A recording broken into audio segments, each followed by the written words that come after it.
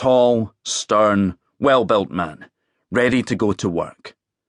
The child, sitting silently, for it was best to keep quiet, would look up and see the great long legs of his boiler suit appearing down the stairs. John Leckie was, it's fair to say, as much a creature of routine as he was a man of few words. There was no conversation. He put a long, dark trench coat over his overalls, clapped his grease-stained engineer's bonnet on his head, and picked up the lunchbox Sis had prepared earlier. His lunch, his piece, was a thing of precise wonderment.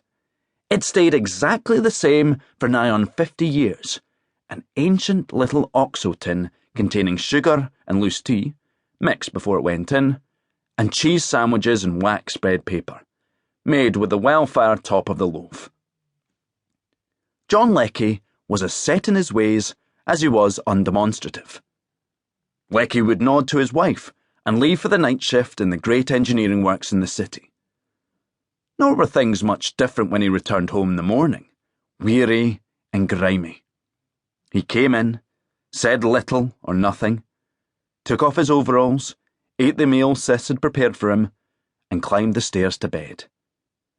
Soon it would be time to bang on the floor again for breakfast. Such was the unflinching, unchanging traffic of his life.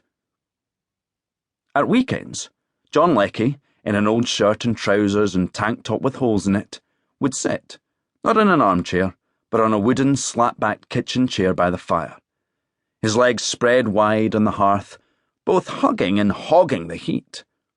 It was always cold in the 1950s.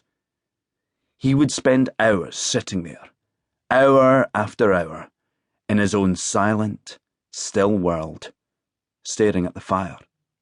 No radio, no books, no conversation. He ignored anyone else who might be in the room. On the mantelpiece were smoking paraphernalia, neatly arranged, a box of Capstan untipped full strength, and the occasional half-smoked cigarette, extinguished early and saved. He would take the tobacco out and re-roll it. There were no matches. He made tapers from tightly rolled sheets of newspapers.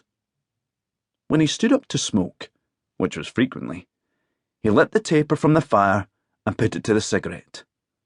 The taper was carefully stubbed out and propped at one side of the fire to be reused.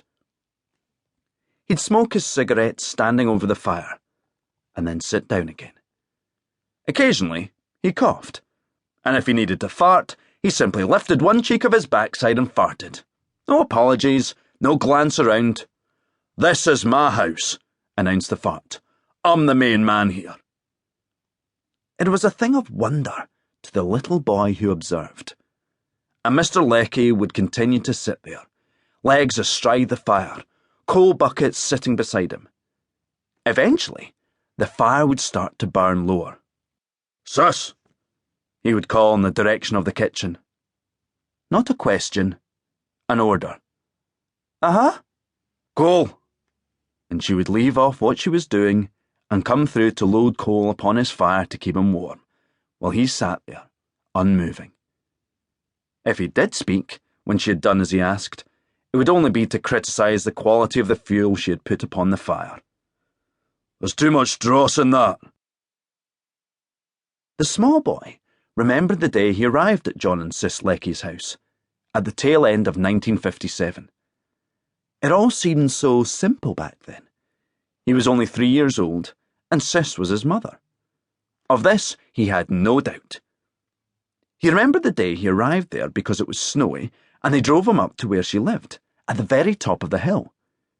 He needed a pee, and they had to stop the car on the slope. He remembered the pattern his pee made in the snow.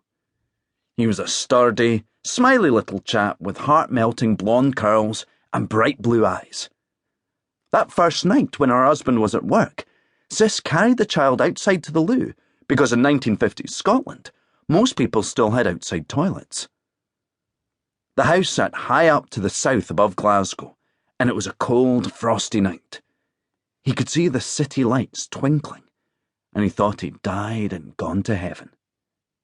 Safe, really safe in Sis's arms, looking at the lights. He's outside.